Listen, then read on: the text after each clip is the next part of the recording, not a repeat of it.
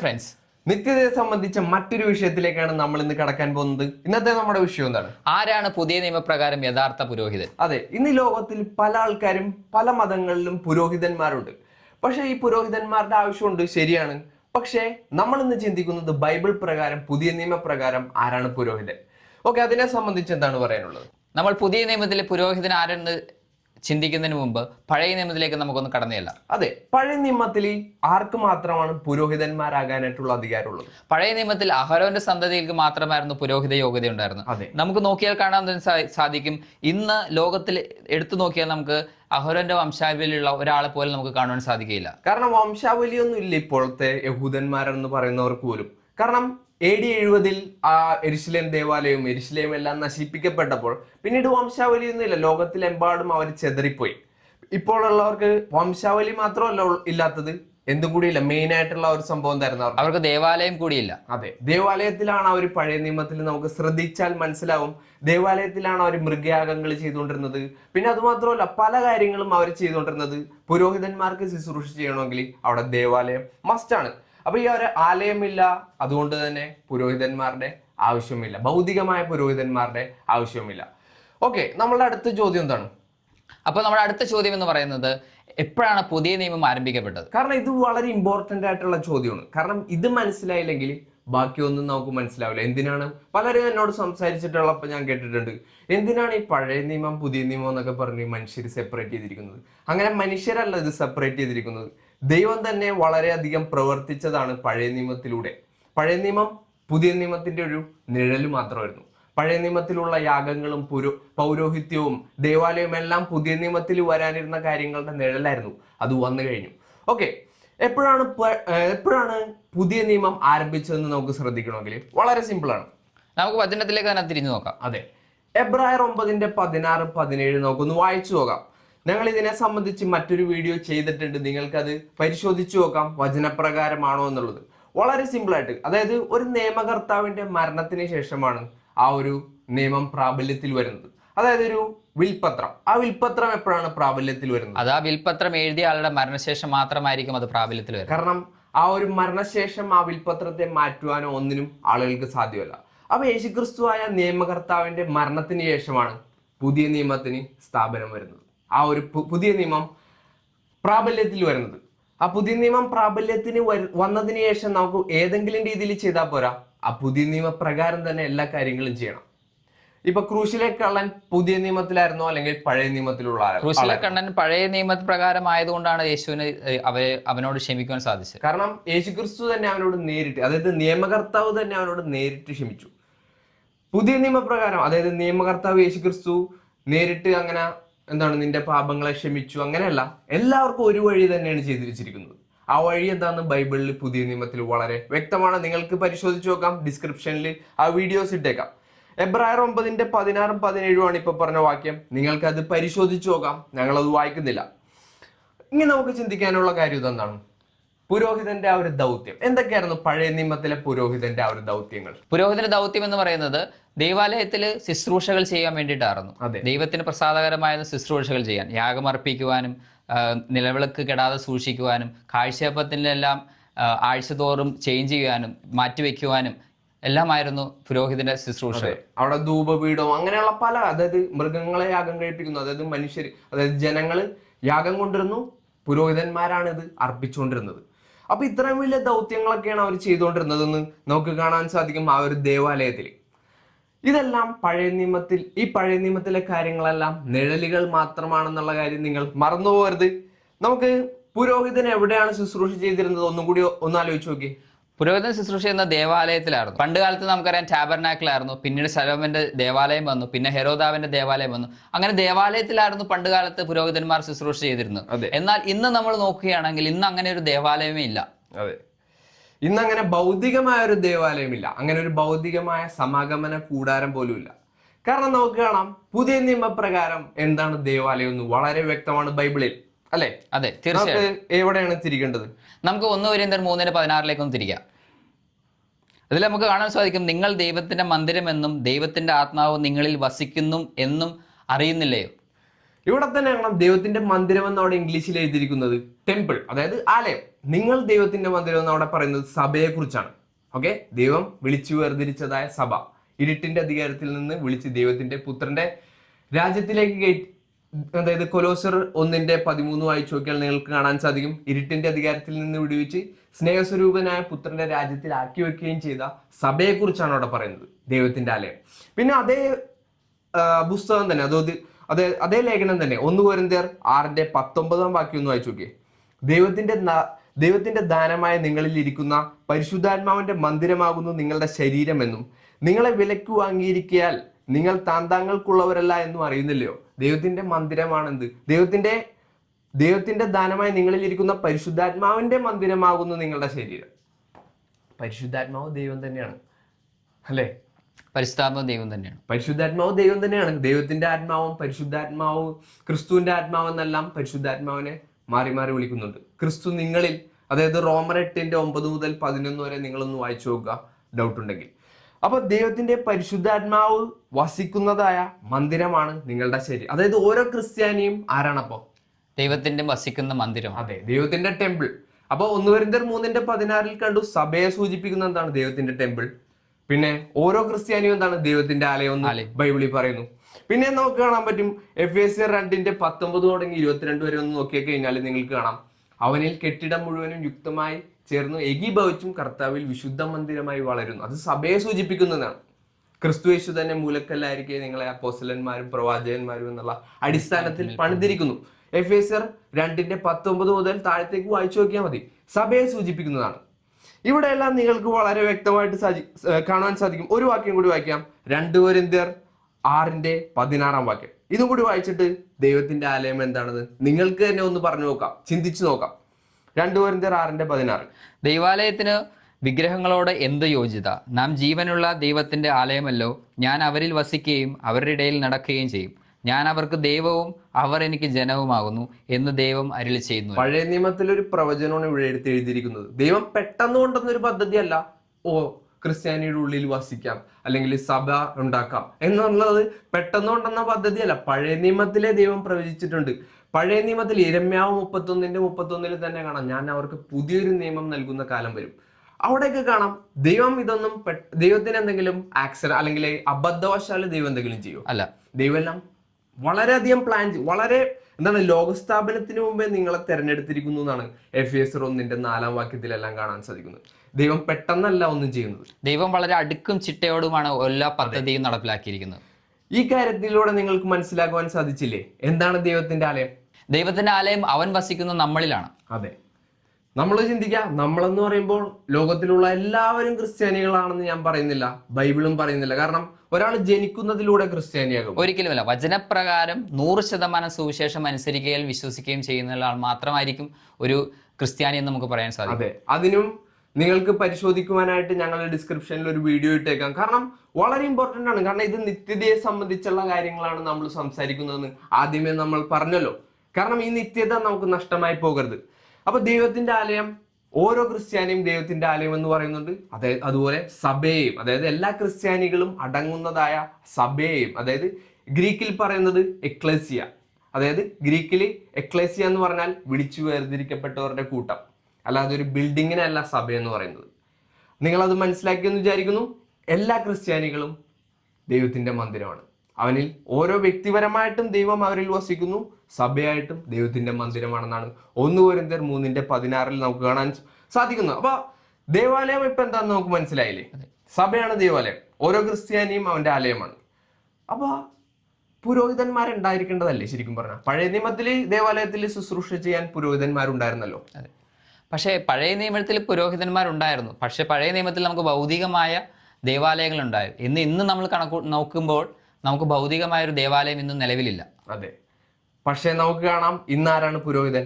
ഇന്ന് ആരാണ് പുരോഹിതൻ എന്ന് നമുക്ക് 1 പത്രോസ് 2:9 വാക്യം വായിക്കാം. നമുക്കൊന്ന് 1 പത്രോസ് 2:9 ഈ വാക്യം മാത്രമല്ല ഉള്ളത്, പക്ഷെ ഇതൊന്നും ആദ്യം വായിച്ചു നോക്കാം. നിങ്ങളോ അന്ധകാരത്തിൽ നിന്നോ തന്റെ അത്ഭുത പ്രകാശത്തിലേക്ക് നിങ്ങളെ വിളിച്ചവന്റെ സൽഗുണങ്ങളെ ഘോഷിപ്പാൻ തക്കവണ്ണം തിരഞ്ഞെടുക്കപ്പെട്ട ഒരു ജാതിയും രാജകീയ പുരോഹിത വർഗവും വിശുദ്ധ വംശവും സ്വന്തം ജനവുമാകുന്നു. ഇവിടെ വളരെ വ്യക്തമല്ല. അവിടെ എന്താണ് നമ്മൾ എടുത്തു കാണിച്ചിരിക്കുന്നത്? ഇന്നത്തെ ഈ ഒരു വിഷയത്തെ സംബന്ധിച്ച് എടുത്തു കാണിച്ചിരിക്കുന്നത് എന്താണ്? രാജകീയ പുരോഹിത വർഗവും വിശുദ്ധ വംശവും സ്വന്തം ജനവുമാകുന്നു. ഇത് കുറച്ച് ഗ്രൂപ്പിലെ ആൾക്കാരെ കുറിച്ചാണ് പറയുന്നത്. അതായത് സഭയിലെ തന്നെ കുറച്ച് വേർതിരിച്ചു വെച്ചേക്കുന്ന ആൾക്കാരെ കുറിച്ചാണ് ഇവിടെ പറയുന്നത്. പത്രോസ് ഇവിടെ സംസാരിക്കുന്നത് എല്ലാ ക്രിസ്ത്യാനികളെ സംബന്ധിച്ചാണ്. ഇപ്പൊ 1 പത്രോസ് 1 അധ്യായത്തിൽ തന്നെ കാണാൻ സാധിക്കും. യേശുക്രിസ്തുവിന്റെ അപ്പോസ്തലനായ പത്രോസ് പൊന്തോസിലും ഗലാത്യയിലും കപ്പദോക്യയിലും ആസ്യയിലും ബിദുന്യയിലും ചിതറിപ്പാർക്കുന്ന പരദേശികളും പിതാവായ ദൈവത്തിന്റെ മുന്നറിവിനൊത്തവണ്ണം ആത്മാവിന്റെ വിശുദ്ധീകരണം പ്രാപിച്ച് അനുസരണം കാണിപ്പാനും യേശുക്രിസ്തുവിന്റെ രക്തത്താൽ തളിക്കപ്പെടുവാനുമായി വൃദ്ധന്മാരുമായവർക്ക് എഴുതുന്നത്. എല്ലാവരെയും കുറിച്ചാണ് അവിടെ പറയുന്നത്, അല്ലാതെ കുറച്ചു പേരല്ല. ഇപ്പൊ നിങ്ങൾക്ക് മനസ്സിലായെന്ന് വിചാരിക്കുന്നു. ആരാണ്? എല്ലാ ക്രിസ്ത്യാനികളും പുരോഹിതന്മാരാണോ? എല്ലാ ക്രിസ്ത്യാനികളും പുരോഹിതൻ. അതായത് വചനം 100% അനുസരിച്ച ഓരോ ക്രിസ്ത്യാനിയും പുരോഹിതൻ എന്നാണ് 1 പത്രോസ് 2:9 വാക്യത്തിൽ നമ്മൾ കണ്ടത്. അതായത് നിങ്ങളോ അന്ധകാരത്തിൽ നിന്ന് തന്റെ അത്ഭുതങ്ങളെ ഘോഷിപ്പാൻ തക്കവണ്ണം തിരഞ്ഞെടുക്കപ്പെട്ട ഒരു ജാതിയും രാജകീയ പുരോഹിത വർഗവും വിശുദ്ധ വംശവും സ്വന്തം ജനവുമാകുന്നു. ഒന്ന് ചിന്തിച്ചു നോക്കിയേ, സ്വന്തം ജനം എന്നൊക്കെ ദൈവം കുറച്ചുപേരെ എന്നെ വിളിക്കണം? അല്ല, ദൈവത്തെ അനുസരിക്കുന്ന എല്ലാവരും സ്വന്തം ജനം എന്നാണ് വിളിക്കുന്നത്. വിശുദ്ധ വംശം എന്ന് കുറച്ചുപേരാണ് വിളിക്കുന്നത്?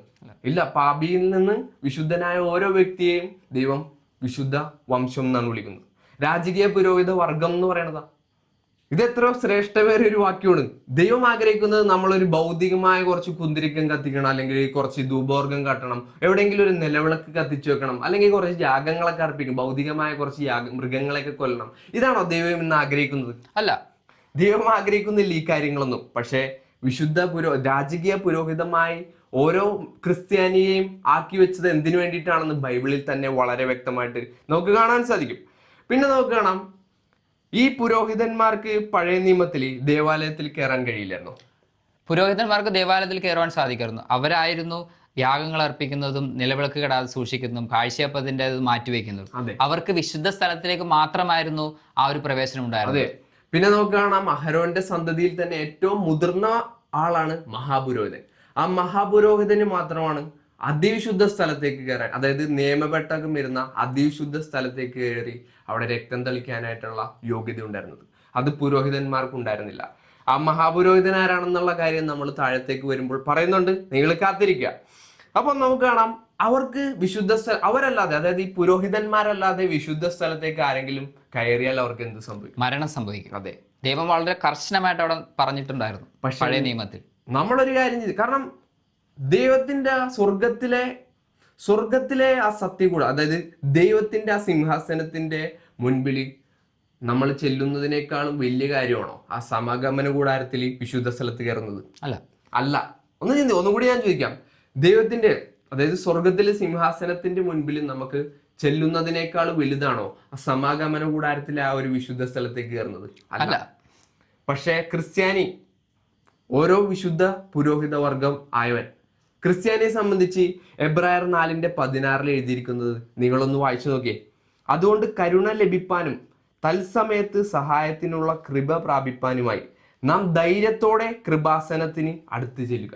ദൈവത്തിന്റെ സിംഹാസനത്തിലേക്ക് നമുക്ക്, അതായത് ഓരോ ക്രിസ്ത്യാനിക്കും എപ്പോഴും, ഏത് സമയത്തെന്നാ പറയണത്? നാം ധൈര്യത്തോടെ തത്സമയത്ത് എപ്പോഴാണെങ്കിലും പ്രവേശനമുണ്ട്. എബ്രായർ 4:16. അപ്പൊ പഴയ നിയമത്തിലെ പുരോഹിതന്മാരാണോ ശ്രേഷ്ഠന്മാർ, അല്ലെങ്കിൽ പുതിയ ഉടമ്പടിயின் കീഴിലുള്ള ക്രിസ്ത്യാനി എന്ന ഓരോ പുരോഹിതനുമാണോ? പുതിയ ഉടമ്പടിயின் കീഴിലുള്ള ക്രിസ്ത്യാനി എന്ന പുരോഹിതൻ. അതെ, അതാണ് ദൈവം. അവിടെ പഴയ നിയമത്തിലെ ആ ഒരു, ഒന്ന് ചിന്തിച്ചു നോക്ക, പഴയ നിയമത്തിൽ അവര് വളരെ വ്യത്യസ്തമായ വസ്ത്രങ്ങളൊക്കെ ധരിച്ച്, അല്ലെ, വളരെ ആചാരങ്ങളൊക്കെ ചെയ്തിട്ട് വേണം ആ ഒരു വിശുദ്ധ സ്ഥലത്തേക്ക് കയറാൻ. പക്ഷെ പുതിയ നിയമത്തിൽ ഇന്ന് ക്രിസ്ത്യാനി കുളിച്ചൊരുങ്ങി, ഭൗതികമായി കുളിച്ചൊരുങ്ങി, അല്ലെങ്കിൽ പല്ലൊക്കെ തേച്ച് മുടിയൊക്കെ ചെയ്യും, അങ്ങനെയല്ല. എപ്പോ വേണമെങ്കിലും, നമ്മൾ തടവറയിലായിരുന്നാൽ പോലും, പൗലോസും ശീലാസും എല്ലാം തടവറയിലായിരുന്നപ്പോൾ പോലും അവർ ദൈവത്തിനെ പാട്ടുപാടി സ്തുതിക്കുകയും പ്രാർത്ഥിക്കുകയും ചെയ്യുന്നു. അവർക്ക് ദൈവത്തിന്റെ സിംഹാസനത്തിലേക്ക് പ്രവേശനം ഉണ്ടായിരുന്നില്ലേ? ഉണ്ടായിരുന്നു. നമ്മൾ അതാണ് കാണുന്നത്. അതാണ് ശരിക്കുള്ള പുരോഹിതൻ ദൈവം കൊണ്ടുവന്നത് അവിടേക്കാണ്. ഓക്കെ, നമുക്ക് അടുത്തൊരു വാക്യം കൂടി വായിക്കാം. വെളിപ്പാട് പുസ്തകം, ആരാണ് പുരോഹിതൻ എന്നുള്ള കാര്യത്തിൽ വെളിപ്പാട് പുസ്തകം 1:5-6 വാക്യം. ഓക്കെ, നിങ്ങളൊന്ന് കാത്തിരിക്കുക, ഒന്ന് വായിക്കാമോ? വെളിപ്പാട് 1:5-6. വിശ്വസ്ത സാക്ഷിയും മരിച്ചവരിൽ ആദ്യജാതനും ഭൂരാജാക്കന്മാർക്ക് അധിപതിയുമായ യേശു ക്രിസ്തുവിൽ നിന്നും നിങ്ങൾക്ക് കൃപയും സമാധാനവും ഉണ്ടാകട്ടെ. നമ്മെ സ്നേഹിക്കുന്നവനും നമ്മുടെ പാപം പോക്കി നമ്മെ തൻ്റെ രക്തത്താൽ വിടുവിച്ചു തൻ്റെ പിതാവായ ദൈവത്തിനും നമ്മെ രാജ്യവും പുരോഹിതന്മാരുമാക്കി തീർത്തവനുമായവന് എന്നേക്കും മഹത്വവും ബലവും ആമേൻ. ഇതിനേക്കാളും വ്യക്തമായിട്ട് ദൈവത്തിന് നമ്മളോട് കമ്മ്യൂണിക്കേറ്റ് ചെയ്യാൻ പറ്റുമോ? ഒന്ന് വ്യക്തമായിട്ടൊന്ന് ശ്രദ്ധിച്ചു നോക്കി ആ ഒരു വാക്യം. അതായത് നമ്മെ സ്നേഹിക്കുന്നവനും നമ്മുടെ പാപം പോക്കുന്നത് എപ്പോഴാന്ന് ബൈബിളിൽ തന്നെ എഴുതിയിട്ടുണ്ട്. പാപം പോക്കി, ഓരോ ക്രിസ്ത്യാനിയുടെയും പാപം പോക്കിയതാണ് ദൈവം. അങ്ങനെയാണ് അവൻ ക്രിസ്ത്യാനി ആയത്, അങ്ങനെയാണ് അവൻ രാജകീയ പുരോഹിത വർഗമായത്. നമ്മുടെ പാപം പോക്കി നമ്മെ തൻ്റെ രക്തത്താൽ വിടുവിച്ച് തൻ്റെ പിതാവായ ദൈവത്തിന് നമ്മെ രാജ്യവും പിന്നെന്താണ് പുരോഹിതന്മാരുമാക്കി തീർത്തവനുമായ. അവിടെ എഴുതിയിട്ടുണ്ടോ തൻ്റെ രക്തത്താൽ വിടുവിച്ച് തൻ്റെ പിതാവായ ദൈവത്തിന് നമ്മെ രാജ്യവും പിന്നെ കുറച്ചുപേരെയൊക്കെ പുരോഹിതന്മാരെന്നാണ് അവരുടെ അല്ല എല്ലാവരെയും. കാരണം എല്ലാവരും ദൈവത്തിനെ ശുശ്രൂഷിക്കണമെന്നാണ് ദൈവത്തിന്റെ വേലകൾ ചെയ്യണമെന്നാണ് ദൈവത്തിന്റെ ആലയമാക്കി ദൈവം വെച്ചേക്കുന്നതാണ് അവരെ ഓരോരുത്തരെയും. അപ്പൊ ഇത് നിങ്ങൾക്ക് വ്യക്തമായി മനസ്സിലായെന്ന് വിചാരിക്കുന്നു. നമുക്ക് അടുത്തൊരു വാക്യം വായിക്കാം. വെളിപ്പാട് പുസ്തകം 20:6 ഇത് കുറച്ചും കൂടി കോംപ്ലിക്കേറ്റഡ് ആയിട്ടുള്ള വാക്യമാണ്. കോംപ്ലിക്കേറ്റഡ് ആകാൻ ദൈവം ആഗ്രഹിച്ചില്ല, പക്ഷെ പല മനുഷ്യരും പല രീതിയിൽ വ്യാഖ്യാനിക്കുന്നത് കൊണ്ടാണ് ഇതിന് കോംപ്ലിക്കേഷൻ വരുന്നത്. ഇത് വളരെ വ്യക്തമായിട്ടൊന്ന് ചിന്തിച്ചു നോക്കാം. ഇത് ഒന്നാമത്തെ പുനരുദ്ധാനത്തിൽ പങ്കുള്ളവൻ ഭാഗ്യവാനും വിശുദ്ധനുമാകുന്നു. അവരുടെ മേൽ രണ്ടാം മരണത്തിന് അധികാരമില്ല. അവർ ദൈവത്തിനും ക്രിസ്തുവിനും പുരോഹിതന്മാരായി ക്രിസ്തുവിനോടുകൂടെ 1000 ആണ്ട് വാഴും. ഒന്ന് ചിന്തിച്ചു നോക്കേ, ഒന്നാമത്തെ പുനരുദ്ധാനം എന്താണ്? അതായത് പുനരുദ്ധാനം എന്ന് പറഞ്ഞാൽ അതിന്റെ മീനിങ് എന്താണ്? ഉയർത്തെഴുന്നേൽപ്പ് എന്നാണ്. ഒന്നാമത്തെ ഉയർത്തെഴുന്നേൽപ്പ് ഒരാൾക്ക് എവിടെയാണ് സംഭവിക്കുന്നത്? സ്നാനത്തിലാണ്. റോമർ 6:1-11 വരെ വായിച്ചാൽ മതി. ക്രിസ്തുവിനോടുകൂടി ഒരു വ്യക്തി, ഒരു പാപി മരിക്കുന്നു, അടക്കപ്പെടുന്നു, ഉയർത്തെഴുന്നേൽക്കുന്നു ജീവന്റെ പുതുക്കത്തിൽ നടക്കുവാൻ. അതാണ് ഒന്നാമത്തെ പുനരുദ്ധാനം. ആ ഒന്നാമത്തെ പുനരുദ്ധാനം ലഭിക്കുന്ന ഓരോ വ്യക്തിയും എന്താണ്? വിശുദ്ധനാണ്. വിശുദ്ധൻ എന്ന് പറയുമ്പോൾ എന്താണ്? പാപിയുടെ ഓപ്പോസിറ്റ്. കാരണം പാപിയായിരുന്നത് എപ്പോഴാണ്? അവൻ ദൈവത്തോട് അനുസരണക്കേട് കാണിച്ചു, ദൈവത്തിന്റെ കൽപ്പനകളെ ധിക്കരിച്ചപ്പോൾ ഓരോ വ്യക്തികളും അതായത് റോമർ 3:23 വായിക്കുമ്പോൾ കാണാം, എല്ലാവരും പാപം ചെയ്ത് ദൈവ തേജസ്സില്ലാത്തവരായി തീർന്നു. ഒരു വ്യത്യാസം, എല്ലാവരും പാപം ചെയ്തു. പക്ഷെ ആ പാപിയെ ദൈവം വിശുദ്ധനാക്കണത് എവിടെയാണ്? സ്നാനത്തിലൂടെ. അപ്പോസ്തല പ്രവൃത്തി 2:38 വായിച്ചു നോക്കിയാൽ മതി. ആദ്യമായ സുവിശേഷം പത്രോസ് ദൈവത്തിന്റെ ആത്മാവിനാൽ അറിയിക്കുമ്പോൾ അവിടെ പറയുന്നുണ്ട്, പാപങ്ങളുടെ മോചനത്തിനായും പരിശുദ്ധാത്മാവെന്നുള്ള ദാനത്തിനായും ഓരോരുത്തൻ യേശുക്രിസ്തുവിന്റെ നാമത്തിൽ സ്നാനമേൽപ്പിക്കും. പാപങ്ങളുടെ മോചനത്തിനായും പരിശുദ്ധാത്മാവെന്നുള്ള ദൈവം അവരുടെ ഉള്ളിൽ വസിക്കേണ്ടത്, അവരെ ആലയമാക്കി മാറ്റേണ്ടതിനായിട്ട്. നിങ്ങൾക്കിത് വളരെ വ്യക്തമായിട്ട് മനസ്സിലാക്കുന്നു എന്ന് വിചാരിക്കുന്നു. കാരണം ഈ ഒന്നാമത്തെ പുനരുദ്ധാനം, സ്നാനത്തിൽ നടക്കുന്നതായി ഒന്നാമത്തെ പുനരുദ്ധാനത്തിൽ പങ്കുള്ളവൻ വിശുദ്ധനാണ്, ഭാഗ്യവാനാണ്. അവരുടെ മേൽ രണ്ടാം മരണം എന്താന്ന് ഈ അധ്യായത്തിന്റെ തന്നെ അവസാനം എഴുതിയിട്ടുണ്ട്. 20:14 മരണത്തെയും പാതാളത്തെയും തീപ്പൊയ്കയിൽ തള്ളിയിട്ടു. ഈ തീപ്പൊയ്ക രണ്ടാമത്തെ മരണം. അതായത് ഒരു ക്രിസ്ത്യാനി നരകത്തിൽ പോകുമോ? അവൻ അവസാനത്തോളം അന്ത്യത്തോളം വിശ്വസ്തനായിരുന്നാൽ അവൻ നരകത്തിൽ പോകും? ഇല്ല. ആ തീപ്പൊയ്കയാണ് രണ്ടാമത്തെ മരണം. ക്രിസ്ത്യാനി ആകാതെ ഒരാൾ എത്ര നന്മ ചെയ്തെന്ന് പറഞ്ഞാലും അവൻ എവിടെ തന്നെ പോകാൻ പോകണം? നരകത്തിൽ. കാരണം അവൻ ഒരിക്കൽ ഒരു തെറ്റ് ചെയ്താൽ മതി ദൈവത്തിൽ നിന്ന് അകലാൻ. എല്ലാവരും പാപം ചെയ്തിട്ടുണ്ട്, എല്ലാവരും ആ ഒരു തെറ്റ് ചെയ്തിട്ടുണ്ട്, അല്ലേ? അതെ. നമുക്ക് അതാണ് വെളിപ്പാട് 20:6 ഒന്നും കൂടി തിരിക്കുക നിങ്ങൾ. ഇത് നിങ്ങളെ വ്യക്തമായി മനസ്സിലാക്കി തരാൻ വേണ്ടിയാണ് ഇതൊന്നും കൂടി വായിക്കുന്നത്. അവരുടെ മേൽ രണ്ടാം മരണത്തിന് അധികാരമില്ല. അവർ ദൈവത്തിനും ക്രിസ്തുവിനും പുരോഹിതന്മാരായി. അവിടെ എന്താണ് പറയുന്നത്? പുരോഹിതന്മാരായി ക്രിസ്തുവിനോടുകൂടെ 1000 ആണ്ട് വാഴും. നമുക്ക് കാണാം, യേശുക്രിസ്തു ഇങ്ങൊരു ഭൂമിയിലേക്ക് വന്നൊരു വാഴ്ച വാഴാൻ വേണ്ടിയിട്ടാണോ ഇരിക്കുന്നത്? ഈ ഭൂമിയും എല്ലാം നശിച്ചു പോകുന്നാണ് 2 പത്രോസ് 3:9-10 പറയുന്നത്. അതായത് എല്ലാം നശിച്ചു പോകും. യേശുക്രിസ്തുവിന് ഭൂമിയിൽ വാഴുവാനാണെങ്കിൽ അന്നേ സാധിക്കൂലായിരുന്നു. തീർച്ചയായിട്ടും വളരെ സിമ്പിൾ ആയിട്ട് സാധിക്കും. അന്ന് തന്നെ യേശുക്രിസ്തുവിനെ രാജാവാക്കാൻ ശ്രമിച്ചിട്ട് യേശുക്രിസ്തു നിന്നു കൊടുത്തോ? ഇല്ല. യേശുക്രിസ്തു പറഞ്ഞു, പിലാത്തോസിന്റെ മുമ്പിൽ പറഞ്ഞെന്താ? എന്റെ രാജ്യം ഐഹികമല്ല, ഫിസിക്കലല്ല. ഫിസിക്കലായ ഒരു രാജ്യത്തിന്റെ രാജാവല്ല യേശുക്രിസ്തു. യേശുക്രിസ്തുവിനെ സംബന്ധിച്ച് യേശുക്രിസ്തു ഇന്ന് സ്വർഗത്തിലിരുന്ന് വാഴുകയാണോ? അല്ലയോ? യേശുക്രിസ്തു സ്വർഗത്തിൽ സിംഹാസനത്തിൽ ഇരുന്ന് വാഴുക. യേശുക്രിസ്തു ഇന്ന് ഓൾറെഡി വാഴയാണ്. യേശുക്രിസ്തുവിന് ഇനി കുറെ നാൾ വെയിറ്റ് ചെയ്ത് ഇനിയും കുറെ നാൾ വെയിറ്റ് ചെയ്ത് 1000 ആണ്ട് വാഴ്ച തുടങ്ങണമല്ലോ. അങ്ങനെയല്ല, ഇപ്പോഴാണ് 1000 ആണ്ട് വാഴ്ച. ഈ 1000 ആണ്ട് വാഴ്ച യേശുക്രിസ്തു അങ്ങനെ ഒരു കൃത്യം 1000 വർഷം എന്നുള്ള കാര്യമല്ല പറയുന്നത്. വെളിപ്പാട് പുസ്തകം നമ്മൾക്ക് ഇന്ന് പഠിക്കുന്നില്ല. പക്ഷേ അവർ ദൈവത്തിനും ക്രിസ്തുവിനും പുരോഹിതന്മാരായ ക്രിസ്തുവിനോടുകൂടി 1000 ആണ്ട് വാഴും. അവരെന്ന് പറയുന്നത് ക്രിസ്ത്യാനികളെയാണ്. എഫേസ്യർ 2:7 ഒന്ന് വായിക്കാം. കാരണം ഈ ഒരു വാക്യം വായിക്കുമ്പോൾ നമുക്ക് മനസ്സിലാവും എന്തുകൊണ്ടാണ് അവിടെ അവർ ക്രിസ്തുവിനും ദൈവത്തിനും ക്രിസ്തുവിനും പുരോഹിതന്മാരായി ക്രിസ്തുവിനോടുകൂടി 1000 ആണ്ട് വാഴും എന്ന് പറയുന്നത് എന്തുകൊണ്ടാണെന്ന് അവിടെ പറയുന്നുണ്ട്. എഫേസ്യർ 2:7 ക്രിസ്തു യേശുവിൽ അവനോടുകൂടെ ഉയർത്തെഴുന്നേൽപ്പിച്ചു സ്വർഗത്തിലിരിക്കുകയും ചെയ്തു. ഇതാണ് കാര്യം. ക്രിസ്തു യേശുവിൽ അവനോടുകൂടെ ഉയർത്തെഴുന്നേൽപ്പിച്ചു. ഒരു വ്യക്തിയെ, ഒരു പാപിയെ ക്രിസ്തുവിനോടുകൂടി ഉയർത്തെഴുന്നേൽപ്പിക്കുന്നത് എവിടെയെന്നാണ് നമ്മൾ കണ്ടത്? സ്നാനത്തിലൂടെ. സ്നാനത്തിൽ അവൻ വിശ്വസിച്ചു, അതായത് വചനം കേട്ടു, വിശ്വസിച്ചു, മാനസാന്തരപ്പെട്ടു, കർത്താവിനെ വായുകൊണ്ട് ഏറ്റുപറഞ്ഞ് സ്നാനമേൽക്കുമ്പോൾ, അതായത് പാപങ്ങളുടെ മോചനത്തിനായും പരിശുദ്ധാത്മാവ് എന്നുള്ള ദാനത്തിനായും അവൻ സ്നാനമേൽക്കുമ്പോൾ അവൻ ക്രിസ്തുവിനോടുകൂടി ഉയർത്തെഴുന്നേൽക്കുന്നു, മരിക്കുന്നു, അടക്കപ്പെടുന്നു, ഉയർത്തെഴുന്നേൽക്കുന്നു. എന്നിട്ട് എവിടെ ഇരുത്തിയിരിക്കുന്നു? സ്വർഗത്തിൽ. ഇരുത്താൻ പോകുന്നു എന്നല്ല ഇവിടെ പറയുന്നത്. എഫേസ്യയിലുള്ള ക്രിസ്ത്യാനികളെ കുറിച്ച് പറയുമ്പോൾ ക്രിസ്തു യേശുവിൽ അവനോടുകൂടി ഉയർത്തെഴുന്നേൽപ്പിച്ച് സ്വർഗത്തിൽ ഇരുത്തുകയും ചെയ്തു. ഓൾറെഡി ആ ക്രിസ്തു വാഴണല്ലേ, സിംഹാസനത്തിൽ വാഴുകയാണ്. ക്രിസ്തുവിനോട് കൂടെ ഇരിക്കുന്ന ഓരോ വ്യക്തിയും അവനോടുകൂടെ എന്ത് ചെയ്യണേ? വാഴുകയാണ്. അത് തന്നെയാണ് വെളിപ്പാട് പുസ്തകം 5:10 കാണുന്നത്. വെളിപ്പാട് 5:10 നോക്കിയേ. ഞങ്ങളുടെ ദൈവത്തിന് അവരെ രാജ്യവും പുരോഹിതന്മാരും ആക്കി വെച്ചു. ഇതുണ്ടോ?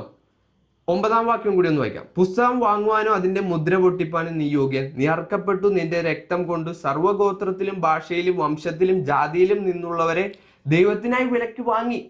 അത് ആരെക്കുറിച്ച് പറയുന്നത്? ജാതികളും ക്രിസ്ത്യാനികളായതിനെ കുറിച്ച്. വിലക്ക് വാങ്ങാൻ പോണെന്നല്ല പറയണത്, വിലക്ക് വാങ്ങി. ഞങ്ങളുടെ ദൈവത്തിന് അവരെ, അതായത് സകല ഗോത്രത്തിലും ഭാഷയിലും വംശത്തിലും ജാതിയിലും നിന്നുള്ളവരെ ദൈവത്തിന് അവരെ രാജ്യവും പുരോഹിതന്മാരും ആക്കി വെച്ചു. ഇതിൽ തന്നെ ഒരു വിഷയം കൂടി വന്നിട്ടുണ്ട് കേട്ടാ. എന്താണ് ദൈവരാജ്യം എന്നുള്ള കൂടി.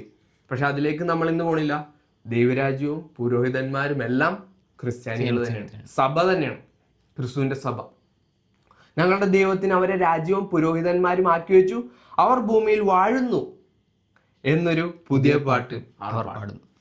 ഒന്ന് ചിന്തിച്ചു നോക്കി, ദൈവം എത്ര വ്യക്തമായിട്ടാണ് പറയുന്നത്. പുരോഹിതന്മാരാരാണ് ഇപ്പോൾ? ക്രിസ്ത്യാനികളാണ്. രാജകീയ പുരോഹിത വർഗം. അല്ലാതെ പ്രത്യേകമായ ഒരു വസ്ത്രമൊക്കെ ധരിച്ച് പ്രത്യേകമായ പരിശീലനത്തിലൂടെയൊക്കെ കടന്നുപോയി പ്രത്യേകമായ ഇങ്ങനെ ഡിഗ്രിയൊക്കെ എടുത്ത് അങ്ങനെയൊക്കെയാണ് ഒരാൾ പുരോഹിതനാകേണ്ടത്? അല്ല, ബൈബിൾ അങ്ങനെയല്ല പറയുന്നത്. ഒരാള് തന്നെ താഴ്ത്തി ദൈവത്തിന്റെ വചനം മനസ്സിലാക്കി അതിൽ ഹൃദയം നുറുങ്ങി ദൈവത്തോടുള്ള സ്നേഹത്തിലും ഭക്തിയിലും ദൈവത്തോടുള്ള ഭയത്തിലും അവൻ സുവിശേഷം അനുസരിച്ച് അവൻ അപ്പോഴാണ് ഒരു പുരോഹിതനാകണം. സുവിശേഷം അനുസരിക്കുക എന്ന് പറയുമ്പോൾ വെറുതെ വിശ്വസിക്കാൻ മാത്രമല്ല, സുവിശേഷം അനുസരിക്കണമെന്നാണ് 2 തെസ്സലോനിക്കർ 1:6-10 വരെയുള്ള വാക്യങ്ങളിൽ കാണാൻ സാധിക്കുന്നത്. അത് അങ്ങനെ തന്നെയാണോ എന്ന് നിങ്ങൾക്ക് പരിശോധിച്ച് നോക്കാം. 2 തെസ്സലോനിക്കർ 1:6. കർത്താവായ യേശു തന്റെ ശക്തിയുള്ള ദൂതന്മാരുമായി സ്വർഗത്തിൽ നിന്ന് അഗ്നിജ്വാലയിൽ പ്രത്യക്ഷനായി ദൈവത്തെ അറിയാത്തവർക്കും നമ്മുടെ കർത്താവ് യേശുവിന്റെ സുവിശേഷം അനുസരിക്കാത്തവർക്കും പ്രതികാരം കൊടുക്കുമ്പോൾ. സുവിശേഷം അനുസരിക്കാനുള്ളതാണ്. വെറുതെ വിശ്വസിച്ചു കഴിഞ്ഞാൽ ഒരാൾ രക്ഷിക്കപ്പെടും? കാരണം സുവിശേഷം എന്താണ്? കർത്താവ് യേശു ക്രിസ്തുവിന്റെ മരണം. കർത്താവ് യേശു ക്രിസ്തു നമ്മുടെ പാപങ്ങൾക്ക് വേണ്ടി മരിച്ചു, തിരുവെഴുത്തുകളിൻ പ്രകാരം അടക്കപ്പെട്ടു, തിരുവെഴുത്തുകളിൻ പ്രകാരം ഉയർത്തെഴുന്നേറ്റു. അതാണ് ഉയർത്തെഴുന്നേറ്റതും തിരുവെഴുത്തുകളിൻ പ്രകാരം. അതാണ് സുവിശേഷം. ഈ സുവിശേഷം നമ്മൾ അനുസരിക്കുന്നത് എവിടെയാണ്? നമുക്കറിയാം, യേശു ക്രിസ്തുവിനെ വിശ്വസിക്കുക 100%. അവൻ ദൈവത്തിന്റെ പുത്രനായ ക്രിസ്തു എന്ന് വിശ്വസിക്കുക, മാനസാന്തരപ്പെടുക, തെറ്റുകളെ നിർത്തി ശരിയായത് ചെയ്യുക. അതാണ് മാനസാന്തരം, അല്ലാതെ കുറ്റബോധമല്ല. പിന്നെ നമുക്ക് കാണാം യേശുക്രിസ്തുവിനെ വായുകൊണ്ട് ഏറ്റുപറയുന്നത് നമുക്ക് കാണാം ബൈബിളിൽ. റോമർ 10:9-10 വായിക്കുമ്പോൾ കാണാൻ സാധിക്കും. എത്യോപ്യക്കാരനായ ഷണ്ഡൻ അപ്പോസ്തല പ്രവൃത്തി 8-ാം അധ്യായത്തിൽ അതാണ് ചെയ്തത്. പിന്നെ ഓരോരുത്തൻ പാപങ്ങളുടെ മോചനത്തിനായും പരിശുദ്ധാത്മാ എന്നുള്ള ദാനത്തിനായും യേശുക്രിസ്തുവിന്റെ നാമത്തിൽ സ്നാനമേൽക്കുന്നു. ഇങ്ങനെയാണ് ഓരോ വ്യക്തിയും രക്ഷിക്കപ്പെടുന്നത്. യേശുക്രിസ്തുവിന്റെ നാമത്തിൽ സ്നാനമേൽക്കുന്നു എന്ന് പറഞ്ഞാൽ യേശുക്രിസ്തുവിന്റെ അധികാരത്തിൽ പിതാവിന്റെയും പുത്രന്റെയും പരിശുദ്ധാത്മാവിന്റെയും നാമത്തിൽ സ്നാനമേൽക്കുന്നു. നമുക്കിത് വളരെ വ്യക്തമായിട്ട് മനസ്സിലായെന്ന് വിചാരിക്കുന്നു. ഇനി വരുവാനിരിക്കുന്ന ഒരു കാര്യത്തെക്കുറിച്ചല്ല പറയുന്നത്. ഓരോ വ്യക്തികളും ദൈവത്തിന് പുരോഹിതൻ, ഓരോ ക്രിസ്ത്യാനിയും ദൈവത്തിന് പുരോഹിതനാണ്. അതുകൊണ്ടാണ് നമുക്ക് കാണാൻ സാധിക്കുന്നത്. പഴയ നിയമത്തിൽ ഒരു സംഭവമുണ്ട്, നിങ്ങളിത് കേട്ടിട്ടുണ്ടെന്ന് എനിക്കറിയില്ല. പക്ഷെ ഇത് വളരെ അതിശയിപ്പിക്കുന്ന ഒരു കാര്യമാണ്. പഴയ നിയമത്തിൽ പുറപ്പാട് പുസ്തകം 30:18 തുടങ്ങി നിന്ന് വായിച്ചു നോക്കിക്കേ. 30-ാം അധ്യായം 18 തുടങ്ങി. കാരണം പുരോഹിതന്മാർ ശുശ്രൂഷ ചെയ്യേണ്ടതിന് ദേവാലയത്തിൽ കയറണം. പക്ഷെ അതിനു മുൻപ് സമാഗമന കൂടാരം, ആ സമാഗമന കൂടാരത്തെ പണിയുന്നതിനെ കുറിച്ചാണ് ഇവിടെ പറയുന്നത്. ആ സമാഗമന കൂടാരത്തിന്റെ ആ ഒരു പ്രാകാരത്തിൽ ഒരു സംഭവം ഉണ്ടായിരുന്നു, താമ്രത്തൊട്ടി. ആ താമ്രത്തൊട്ടിയിൽ എന്ത് ചെയ്യണോ, എന്തിനാണ് അത് പണിതെന്ന് അവിടെ എഴുതിയിട്ടുണ്ട്. അതായത് അതൊന്ന് വായിക്കാമോ? 18 തുടങ്ങി 21 വരെ. കഴുകേണ്ടതിന് ഒരു താമ്രത്തൊട്ടിയും അതിനൊരു താമ്രക്കാലും ഉണ്ടാക്കണം. അതിനും സമാഗമന കൂടാരത്തിനും യാഗപീഠത്തിനും മധ്യേ വെച്ച് അതിൽ വെള്ളം ഒഴിക്കണം. അതിങ്കൽ അഹരോനും അവൻ്റെ പുത്രന്മാരും കൈയും കാലും കഴുകണം.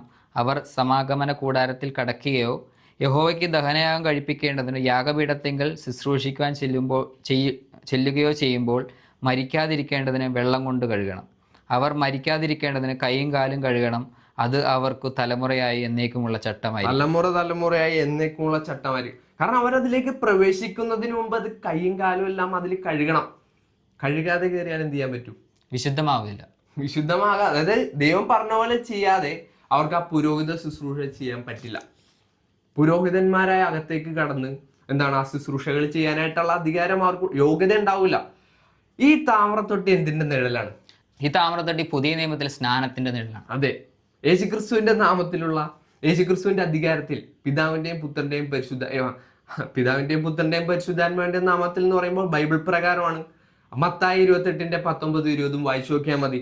സ്നാനമേൽക്കുന്ന ഓരോ വ്യക്തിയുടെയും പാപങ്ങളെ കഴുകുന്നു. അവന്റെ ഉള്ളിൽ ദൈവത്തിന്റെ ആത്മാവ് വസിക്കുന്നു. അപ്പോഴാണ് അവൻ ആ ഒരു പുരോഹിത ശുശ്രൂഷ ചെയ്യാനായിട്ടുള്ള. ഒന്ന് ചിന്തിച്ചു നോക്കുക, ദൈവം എപ്രകാരമാണ് ഇന്നത്തെ പുരോഹിതന്മാർ, അതായത് ക്രിസ്ത്യാനികൾ, ഓരോ ക്രിസ്ത്യാനിയും പുരോഹിതനാണെന്ന് നമ്മൾ കണ്ടു കഴിഞ്ഞു. ഓരോ ക്രിസ്ത്യാനിയും എങ്ങനെ ദൈവത്തിനെ ശുശ്രൂഷിക്കണമെന്നാണ് ദൈവം ആഗ്രഹിക്കുന്നത്. പഴയ നിയമത്തിൽ അവർ ചെയ്തതുപോലെ സമാഗമന കൂടാരത്തിലോ അല്ലെങ്കിൽ ദേവാലയത്തിലോ കടന്നു ചെന്ന് ആ ഒരു താമ്രത്തൊട്ടിയിൽ തങ്ങളെ തന്നെ കഴുകിയിട്ടാണ് കടന്നു ചെല്ലുന്നത്. കടന്നു ചെന്നിട്ട് പിന്നെ നിലവിളക്ക് കത്തിക്കുന്നു, അല്ലെങ്കിൽ ധൂപപീഠം അതിൻ്റെ അകത്ത് സുഗന്ധവർഗം പുകയ്ക്കുന്നു, പിന്നെ കാഴ്ചയപ്പത്തിന്റെ മേശയിൽ എപ്പോഴും അപ്പം മാറ്റി വെക്കുന്നു. ഇതൊക്കെയാണോ ദൈവം ആഗ്രഹിക്കുന്നതായിട്ടുള്ള കാര്യം? പുതിയ നിയമം പുരോഹിതനെ സംബന്ധിച്ച് ദൈവം ആഗ്രഹിക്കുന്നത് നമുക്ക് റോമർ 12:1 നമുക്കൊന്ന് നോക്കാം. അതെ, സഹോദരന്മാരെ, ഞാൻ ദൈവത്തിന്റെ മനസ്സലിവ് ഓർപ്പിച്ച് നിങ്ങളെ പ്രബോധിപ്പിക്കുന്നത് നിങ്ങളുടെ ശരീരങ്ങളെ ജീവനും വിശുദ്ധിയും ദൈവത്തിന് പ്രസാദവുമുള്ള യാഗമായി സമർപ്പിക്കും. ദൈവം ആഗ്രഹിക്കുന്നതാണ് നമ്മൾ മുഴുവനായിട്ട് നമ്മളെ തന്നെ സമർപ്പിക്കാനാണ്. അതായത് നമ്മളൊരു യാഗപീഠത്തിൽ നമ്മളെ തന്നെ കയറ്റി വെച്ച് കത്തി കൊണ്ട് കൊല്ലാനോ തന്നെ കത്തിക്കാനോ അല്ല. നമ്മളെക്കുറിച്ച് ദൈവം ആഗ്രഹിക്കുന്നത് എന്താ? നമ്മൾ എന്ത് ചിന്തിക്കുന്നു, എന്ത് കാണുന്നു, എന്ത് കേൾക്കുന്നു, എന്ത് സംസാരിക്കുന്നു, എന്ത് പ്രവർത്തിക്കുന്നു, എവിടേക്ക് പോകുന്നു, ഇതെല്ലാം ദൈവത്തിന് പ്രസാദവും വിശുദ്ധവും ജീവനുള്ള യാഗങ്ങളായിട്ട് സമർപ്പിക്കാനാണ് ദൈവം ആഗ്രഹിക്കുന്നത്. ഇതല്ലേ ശരിക്കുള്ള യാഗം. മറ്റ് പഴയ നിയമത്തിൽ അവര് ദൈവത്തിനെ പ്രസാദിപ്പിക്കാതെ, അതായത് ദൈവത്തിനെ ജീവിതം കൊണ്ട് പ്രസാദിപ്പിക്കാതെ അവർ വെറുതെ യാഗങ്ങൾ കഴിച്ചുകൊണ്ടിരുന്നു. ദൈവം അതിലൊന്നും പ്രസാദിച്ചിരുന്നില്ല എന്ന് മറ്റ് പ്രവാചകന്മാരിലൂടെ എല്ലാം ദൈവം അവരോട് സംസാരിക്കുന്നുണ്ട്. എനിക്കിത് വെറുപ്പാണ്, നിങ്ങളുടെ അമാവാസികളും നിങ്ങളുടെ ശബത്തുകളും ഇതൊന്നും എനിക്ക് വേണ്ട, യാഗങ്ങളൊന്നും എനിക്ക് വേണ്ട. കാരണം അവരുടെ ഹൃദയം ദൈവത്തിൽ നിന്ന് വളരെ അകന്നതായിരുന്നു. പക്ഷെ ക്രിസ്ത്യാനിയെ സംബന്ധിച്ച് ഓരോ ക്രിസ്ത്യാനിമാരാണ് പുരോഹിതന്മാർ, വിശുദ്ധ ജനം, അല്ലെ, സ്വന്തം ജനം, വിശുദ്ധ വംശം. ദൈവം വിശുദ്ധരാക്കി മാറ്റി. അവർ സ്വന്തം ഹൃദയത്തിൽ നിന്നാണ് കീഴ്പ്പെട്ട് രാജാവിന്റെ മുമ്പിൽ വണങ്ങിയിരിക്കുന്നത്. രാജാവ് ക്രിസ്തുവാണ്. നമുക്ക് അതാണ് കാണാൻ സാധിക്കുന്നത്. ക്രിസ്തു രാജാവ് മാത്രമല്ല, മഹാപുരോഹിതനും കൂടിയാണ്. കാരണം ഞാൻ പറഞ്ഞില്ലേ ആദ്യമേ, മഹാപുരോഹിതൻ ഇന്ന് ക്രിസ്തുവാണ്. ക്രിസ്ത്യാനികളെല്ലാം പുരോഹിതന്മാരും മഹാപുരോഹിതൻ ക്രിസ്തുവാണ്. നമുക്ക് അവസാനമായി എബ്രായർ 4:14-15 വാക്യങ്ങളൊന്ന് വായിക്കാം. എബ്രായർ 4-ാം അധ്യായം 14-15 വാക്യം. ആകയാൽ ദൈവപുത്രനായ യേശു ആകാശത്തിൽ കൂടി കടന്നുപോയൊരു ശ്രേഷ്ഠ മഹാപുരോഹിതനായി നമുക്കുള്ളതുകൊണ്ട് നാം നമ്മുടെ സ്വീകാര്യം മുറുകെ പിടിച്ചുകൊള്ളുക. നമുക്കുള്ള മഹാപുരോഹിതൻ നമ്മുടെ ബലഹീനതകളിൽ സഹതാപം കാണിപ്പാൻ കഴിയാത്തവനല്ല, പാപമൊഴികെ സർവ്വത്തിനും നമുക്ക് തുല്യമായി പരീക്ഷിക്കപ്പെട്ടവനത്രേ നമുക്കുള്ളത്. നമ്മുടെ മഹാപുരോഹിതൻ ആരാണ്? യേശുക്രിസ്തുവാണ്. ഈ മഹാപുരോഹിതനേക്കാൾ വലിയവനാണോ അഹരോൻ? അല്ല. അഹരോൻ സ്വന്തം പാപങ്ങൾക്ക് വേണ്ടി ആദ്യം യാഗം കഴിച്ചിട്ട് വേണം മറ്റുള്ളവരുടെ ജനത്തിന് വേണ്ടിയുള്ള യാഗം കഴിക്കാൻ. യേശുക്രിസ്തുവിന് സ്വന്തം പാപത്തിന് വേണ്ടി യാഗം കഴിച്ചിട്ട് വേണമായിരുന്നോ നമ്മളുടെ പാപങ്ങൾക്ക് വേണ്ടി സ്വയം അർപ്പിക്കാൻ അല്ല, അല്ല. യേശുക്രിസ്തു പാപമില്ലാതെയാണ് അതെ, ഭൂമിയിലായിരുന്നത്. നമുക്ക് കാണാം 1 പത്രോസ് 2:21-22 എല്ലാം നിങ്ങൾക്ക് വായിക്കുമ്പോൾ അതാണ് കാണുവാൻ സാധിക്കുന്നത്. ഇത്രയേ ഉള്ളൂ ഞങ്ങൾ ഇന്ന് നിങ്ങളോട് പങ്കുവെക്കാനിരുന്ന വിഷയം. ഇന്ന് പുരോഹിതൻ എന്തെങ്കിലും പഠിച്ചവരോ അല്ലെങ്കിൽ ഏതെങ്കിലും ഡിഗ്രി എടുത്തവരോ ഏതെങ്കിലും തിയോളജി എടുത്തവരോ അങ്ങനെയല്ല. ദൈവത്തിന്റെ വചനം പറയുന്നത് സുവിശേഷം അനുസരിച്ച ഓരോ ക്രിസ്ത്യാനിയും ദൈവത്തിനെ സ്വന്തം ഹൃദയം കൊണ്ട്, അതായത് പൂർണ്ണ ഹൃദയത്തോടെ, പൂർണ്ണ മനസ്സോടെ, പൂർണ്ണ ശക്തിയോടെ, ജീവനും വിശുദ്ധിയും ദൈവത്തിന് പ്രസാദമുള്ള യാഗം അർപ്പിക്കുന്നതായ പുരോഹിതന്മാരാണ് ഓരോ ക്രിസ്ത്യാനിയും. ഓരോ ക്രിസ്ത്യാനിയും പുരോഹിതനാണ്. നിങ്ങൾക്ക് ഈ കാര്യം മനസ്സിലായെന്ന് വിചാരിക്കുന്നു. ഇത് വളരെ ഇമ്പോർട്ടൻ്റ് ആണ്. ആദ്യം പറഞ്ഞതുപോലെ നിത്യതയെ സംബന്ധിച്ച വിഷയമാണ്. കാരണം ഇത് അറിയാതെ അല്ലെങ്കിൽ ഇത് അന്വേഷിക്കാതെ നമ്മൾ മരിച്ചു കഴിഞ്ഞാൽ എവിടെയായിരിക്കും നമ്മുടെ നിത്യത? നമുക്കറിയാം, അത് ഏറ്റവും ദൈവത്തിൽ നിന്ന് അകന്ന സ്ഥലത്തായിരിക്കും. നമുക്കത് ആഗ്രഹമില്ല. നമുക്കിതിനു വേണ്ടി അധ്വാനിക്കാം. ദൈവത്തിന്റെ കൂടെയുള്ള നിത്യതയ്ക്ക് വേണ്ടി നമുക്ക് അധ്വാനിക്കാം. അതിനുവേണ്ടി നമുക്ക് ഒരു വഴിയുള്ളൂ. അത് നമുക്ക് ദൈവം നൽകി കഴിഞ്ഞു. അതെന്താണ്? ദൈവത്തിന്റെ വചനമായ ബൈബിൾ. അത് നമുക്ക് 100% ഫോളോ ചെയ്യാം. കാരണം ദൈവം എല്ലാ കാര്യങ്ങളും ദൈവത്തിന്റെ വചനമായ ബൈബിളിൽ നമുക്ക് തന്നിട്ടുണ്ട്. നമുക്ക് ഏറ്റവും സത്യമായ കാര്യങ്ങളാണ് നമ്മുടെ ബൈബിൾ. 100% നമുക്ക് എങ്ങനെ സ്വർഗത്തിലെത്തണം ഒരു കൺഫ്യൂഷനും ഇല്ലാതെ ദൈവം തന്നിട്ടുണ്ട്. നമ്മളാണത് പരിശോധിച്ച് പഠിക്കേണ്ടത്. ആർക്കും ഒരു എക്സ്ക്യൂസ് ഇല്ല. എല്ലാവരെയും ദൈവം സ്നേഹിക്കുന്നു. ദൈവത്തിന്റെ പക്കൽ മുഖപക്ഷമില്ല. ഈ വിഷയം നിങ്ങളെ സഹായിക്കുമെന്ന് പ്രാർത്ഥിക്കുന്നു.